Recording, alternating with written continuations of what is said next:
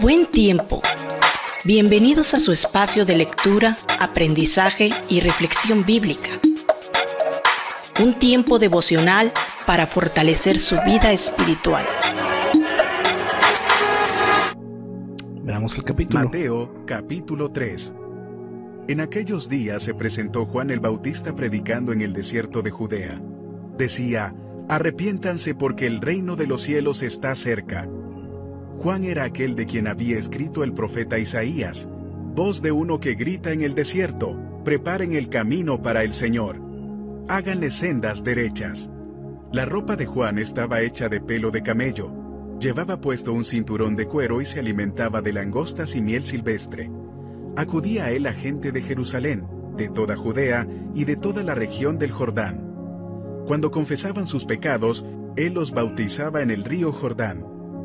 Pero al ver que muchos fariseos y saduceos llegaban a donde él estaba bautizando, les advirtió: camada de víboras, ¿quién les dijo que podrán escapar del castigo que se acerca? Produzcan frutos que demuestren arrepentimiento. No piensen que podrán alegar: tenemos a Abraham por padre. Porque les digo que aún de estas piedras Dios es capaz de darle hijos a Abraham. El hacha ya está puesta a la raíz de los árboles, y todo árbol que no produzca buen fruto será cortado y arrojado al fuego. Yo los bautizo a ustedes con agua para que se arrepientan, pero el que viene después de mí es más poderoso que yo y ni siquiera merezco llevarle las sandalias. Él los bautizará con el Espíritu Santo y con fuego. Tiene el aventador en la mano y limpiará su era, recogiendo el trigo en su granero, la paja en cambio la quemará con fuego que nunca se apagará. Un día Jesús fue de Galilea al Jordán, para que Juan lo bautizara, pero Juan trató de disuadirlo. «Yo soy el que necesita ser bautizado por ti, ¿y tú vienes a mí?», objetó. «Hagámoslo como te digo, pues nos conviene cumplir lo que es justo», le contestó Jesús. Entonces Juan consintió. Tan pronto como Jesús fue bautizado, subió del agua. En ese momento se abrió el cielo, y él vio al Espíritu de Dios bajar como una paloma y posarse sobre él. Y una voz del cielo decía: «Este es mi Hijo amado, estoy muy complacido con él». ¿Cuál era la actitud de los fariseos y saduceos al ir con el Bautista? 7:9. Reflexiona. Juan reconocía quién era él y quién era Jesús. 11. ¿Le he dado la gloria a Dios en todo, o he estado tratando de sobresalir por mi propio orgullo? Había pasado casi 30 años desde el hecho narrado en el capítulo 2. Ahora Juan el Bautista aparece en escena. Su tema era: arrepentíos de vuestros pecados y volveos a Dios. Quería decir que debíamos hacer un giro de 180 grados.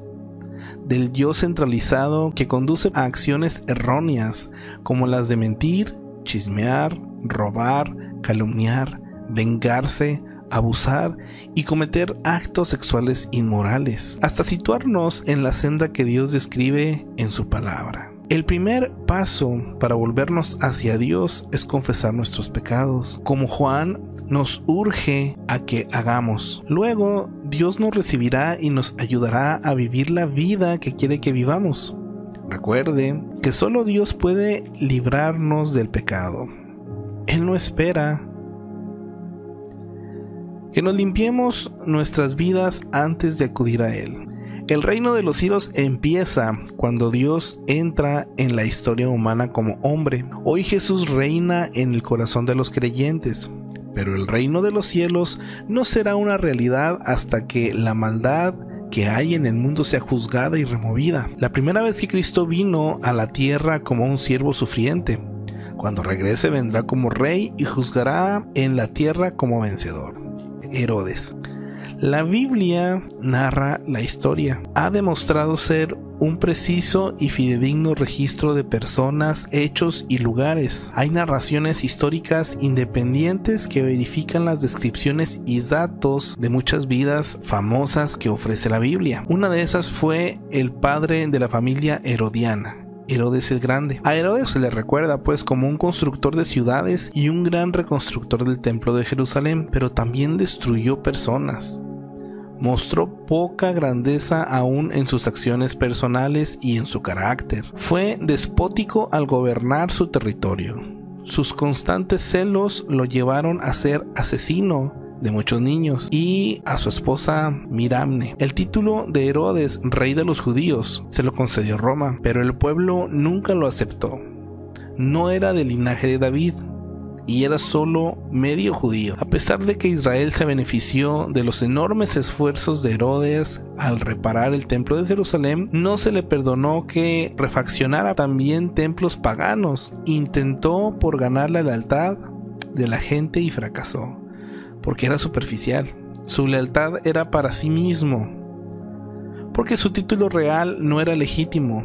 Herodes siempre estuvo preocupado y temeroso de perder su cargo. Sus acciones, cuando oyó de los magos que buscaban al nuevo rey, respaldan todo lo que sabemos en relación con él. Enseguida quiso localizar y matar al niño antes de que le causara problema. La matanza de niños inocentes que ordenó en una lección trágica de lo que puede suceder cuando las acciones están motivadas por el egoísmo. La suspicacia de Herodes afectó aún a su familia. Se autodestruyó.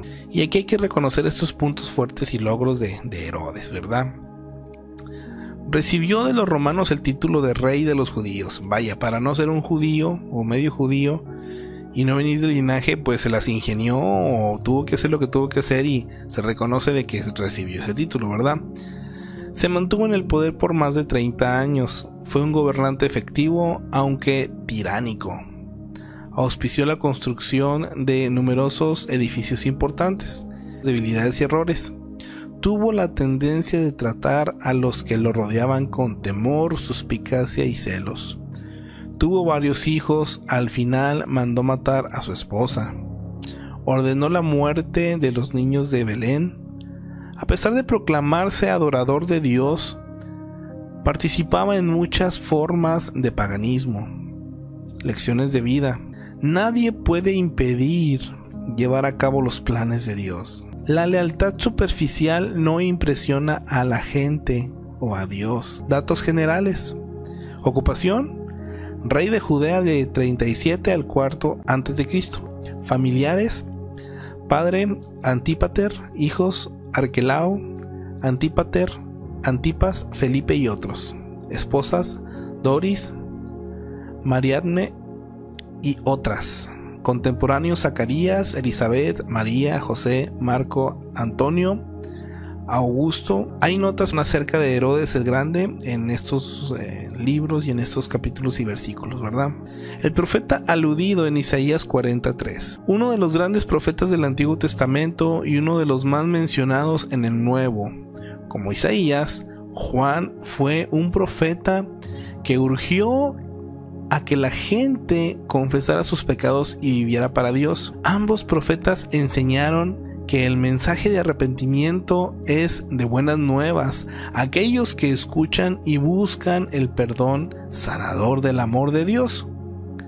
Pero es mensaje terrible a aquellos que rehúsan oír y cortan su única fuente de esperanza eterna. Juan el Bautista preparó el camino de Jesús. A las personas que no conocen a Jesús hay que prepararlas para encontrarse con Él. Podemos prepararlos explicándoles que necesitan perdón, mostrando en nuestras vidas las enseñanzas de Jesús y diciéndoles cómo Cristo puede dar sentido a sus vidas. Podemos rectificar la senda corrigiendo conceptos errados que pueden estar impidiéndoles acercarse a Cristo. Algunas personas que usted conoce puede estar abierta a establecer una relación con Cristo. ¿Qué puede hacer para prepararle la senda a esa persona?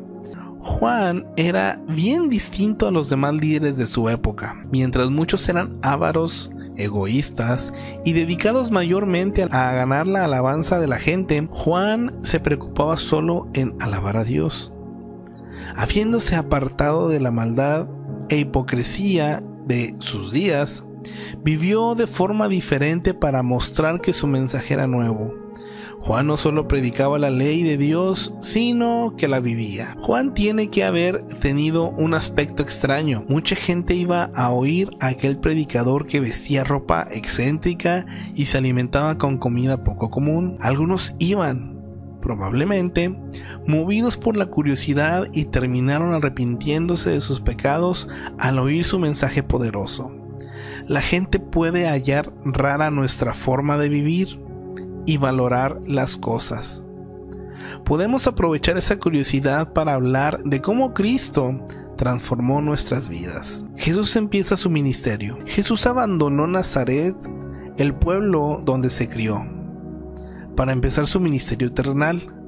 Después que Juan el Bautista lo bautizara en el río Jordán y que Satanás lo tentara en el desierto, regresó a Galilea. Entre la tentación y su traslado a Capernaum, en los versículos 4 del 12 y 13, ministró en Judea, Samaria y Galilea. Aquí nos invita a que veamos también Juan 1:4, capítulo 3, versículo 5. ¿Por qué Juan atraería a tanta gente? Era el primer profeta verdadero en el paso de unos 400 años. Enfrentó al rey Herodes y a los líderes religiosos, lo que no solo era peligroso sino fascinante para la gente común. Pero Juan también tenía palabras duras para con ellos. Ellos también eran pecadores y necesitaban arrepentirse. Su mensaje era poderoso y real. La gente estaba esperando a un profeta como Elías y Juan parecía serlo. Cuando usted se lava las manos, los resultados enseguida se notan, pero el arrepentimiento tiene lugar en el interior como una limpieza que no es vista en forma inmediata. De manera que Juan se valió de actos simbólicos que la gente podía ver. El bautismo. El bautismo lo usaban los judíos para iniciar a los convertidos al judaísmo, de modo que la audiencia de Juan conocía bien el rito. El bautismo era señal de arrepentimiento y de perdón. Arrepentirse es cambiar de actitud e incluye un cambio de conducta. Es dar la vuelta del pecado hacia Dios. ¿Usted se ha arrepentido del pecado en su vida? ¿Pueden ver otros la diferencia en usted? Pregunta. Una vida cambiada con una conducta nueva y diferente hace del arrepentimiento algo real y visible. El río Jordán tiene unos 110 kilómetros de largo, en lo que sería la parte más importante, esto es, entre el mar de Galilea y el mar Muerto. Jerusalén se halla a unos 30 kilómetros al oeste del río. Era el límite de Israel en la parte este y muchos acontecimientos significativos en la historia de la nación tuvieron lugar allí. En el río Jordán, los israelitas renovaron su pacto con Dios en Josué 1 y 2. En este mismo lugar, Juan el Bautista los invitó a hacer lo mismo, esta vez a través del bautismo. Los líderes judíos religiosos, ¿verdad?, estaban divididos en grupos diferentes. Dos de los más prominentes eran los fariseos y los saduceos. Los fariseos se separaban de todo lo que no fuera judío y seguían escrupulosamente tanto las leyes del Antiguo Testamento como las tradiciones orales que les habían llegado a través de los siglos. Los saduceos creían que solo el Pentateuco era la palabra de Dios, o sea, de Génesis a Deuteronomio, los primeros 5 libros nada más. Mayormente eran descendientes de la nobleza sacerdotal, mientras que los fariseos venían de todos los niveles sociales. Ambos grupos se rechazaban mutuamente, pero en forma conjunta se opusieron a Jesús. Juan el Bautista criticó a los fariseos por ser legalistas e hipócritas, que seguían al pie de la letra de la ley mientras pasaban por alto su verdadera intención. Criticó a los saduceos por usar la religión para favorecer su posición política. Para más información sobre estos dos grupos, véase el cuadro en Marcos 2. Juan el Bautista exhortaba a la gente a ir más allá de las palabras y los ritos, o sea, a ellos, ¿verdad? Debían cambiar de conducta.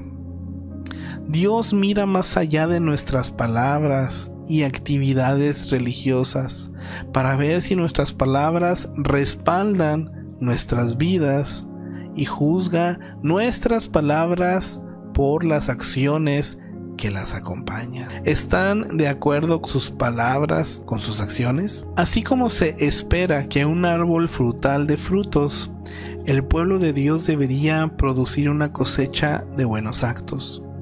Dios no usa al que dice ser cristiano pero no hace nada para demostrarlo, como mucha gente en los días de Juan que eran pueblo de Dios solo de nombre.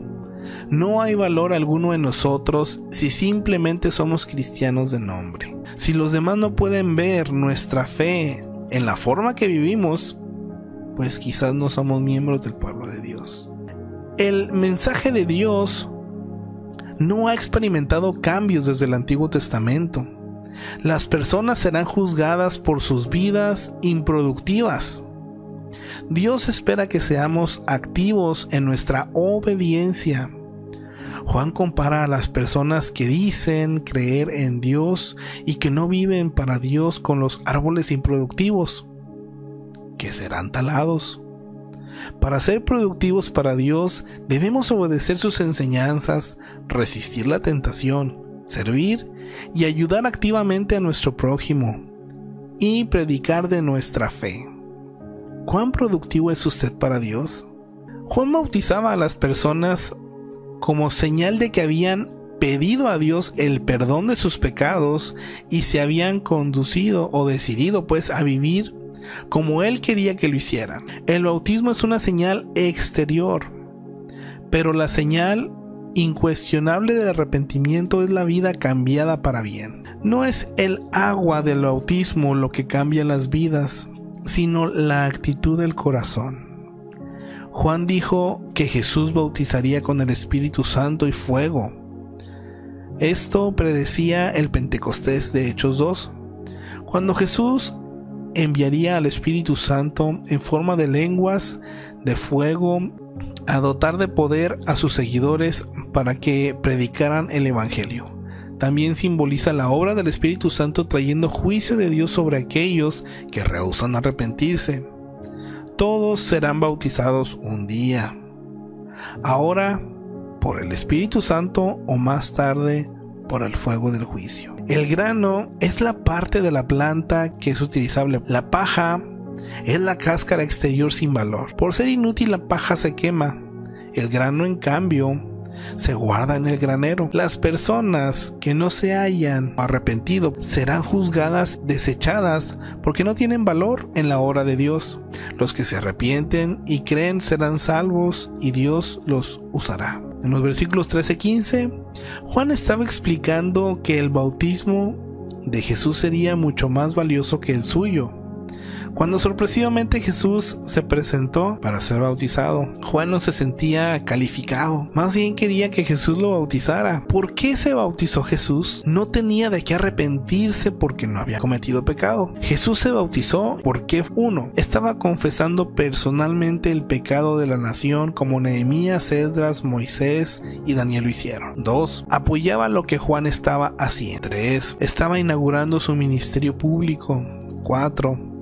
Se estaba identificando con la gente del pueblo, no con los fariseos, criticones que no hacían más que vigilarlo. Estaba describiendo su ministerio venidero de muerte y resurrección.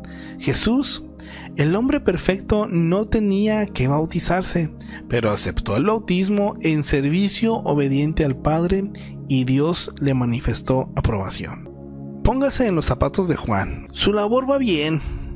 La gente está reaccionando positivamente, su ministerio está floreciendo, pero usted sabe que el propósito de su trabajo es preparar los corazones de la gente para la llegada de Jesús. Ahora Jesús llega y su llegada pone a prueba su integridad. ¿Podrá dirigir a sus seguidores hacia él? Juan pasó la prueba al bautizar públicamente a Jesús.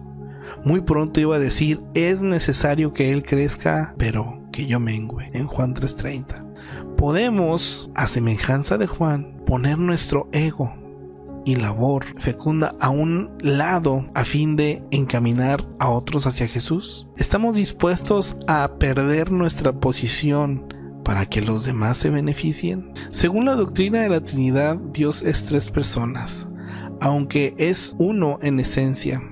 En este pasaje las 3 personas de la Trinidad están presentes y activas. Dios el Padre habló, Dios el Hijo se bautizó, Dios el Espíritu Santo descendió sobre Jesús. Dios es uno, pero a la vez es 3 personas. Este es uno de los misterios incomprensibles de Dios. Otras referencias bíblicas hablan del Padre, del Hijo y del Espíritu Santo, y esas citas que están ahí son las que hablan. Vamos a ver un poquito acerca de los fariseos y los saduceos. Los fariseos y los saduceos eran 2 grupos religiosos más importantes en Israel en los tiempos de Jesús. Los fariseos tenían una mentalidad más religiosa, mientras que los saduceos se destacaban por ser más políticos. Ambos grupos no se aceptaban ni confiaban mutuamente.